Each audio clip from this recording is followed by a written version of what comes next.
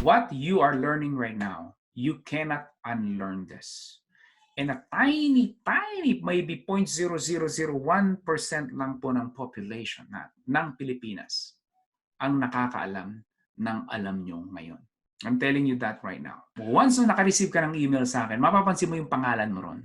Alam mo na, ay, autoresponder ni Sir Jon to. That's it. Now you know. You know, of course, I send a lot of emails and there was this one time, nag-reply sa email ko, babae. Sabi niya, Jon, tumigi ka nga ng kaka-email sa akin.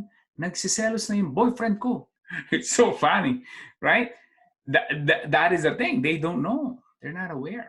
Many Filipinos, they don't even know what an ebook is. They don't even know. Kaya ahead of the pack kayo. Even some people, Sir Jon, ang dami mo na pong tinuruan ha. Can we still sell? There's still opportunity? There are a lot of opportunities still, my friend. There's so many market out there. So many market out there. I'm telling you right now, nandun ako sa stage ang buhay ko ngayon na there are so many opportunities around me, but you just have to, kumbaga naglalakad ka eh. May nakita kang marami mga bronze, may mga silver sa floor, mayroong gold, right? Nandun ka na sa stage ng buhay mo na you don't want to pick up bronze. You want to pick up gold. And that is what I would like you to experience. That is the kind of life that I would like you to have.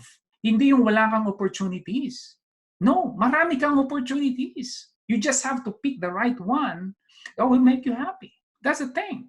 As I have some students, Sir Jon, may mga estudyante ka bang hindi gumawa ng ebook? Yeah. They decided not to push through. Well, hindi ko na po makokontrol yun. Yung iba naman, Sir Jon, yung iba ba naging successful sa ebook lang? Yung iba hindi. Yung iba video courses sila. Eh kasi mas komportable sila sa videos. Yung iba diretso sa coaching, yung iba diretso sa consulting. But whether they sell ebook, video, courses, coaching, consulting, ipinakita ko po sa inyo how do they do it. Tools may be different, the way they write email might be different, but the entire picture, yung pinakita ko po sa inyo kanina, that's all it is. Again, guys, 11, 12 years in the business, this is what you're learning from me. This is how I do it, nothing else. 11, 12 years is the same process. I'm very a fundamentals guy. Kasi po, hindi kasi ako yung masasabi ninyong hardworking na tao eh. If I'm your employee, I'm probably not your best employee. I love simple stuff.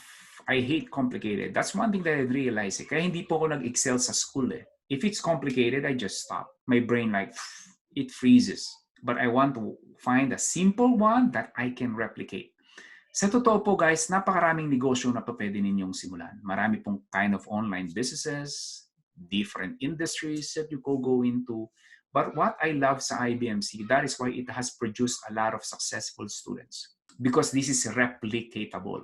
Naduduplicate nyo po ito. Meron po diyang mga businesses na you cannot really duplicate it. Na the reason na naging successful yung tao na yun, baka sikat siya or artista siya or mayaman yung family niya. I started this business with just 500 pesos, $10. So Jon, where did you spend your $10? To buy a domain, and then I got a free hosting in the beginning. Domain name, $10. And then of course, I start to make these things up. I start to make money. Once you start to make money, huwag mo munang ibili ng paborito mong sasakyan or cellphone, iPhone 11 o mamasyal ka sa Hong Kong. Tiis ka muna. You build like in any other business. The money I make, you refeed. Feed your business. Grow your business. Take care of your business so that someday your business will take care of you.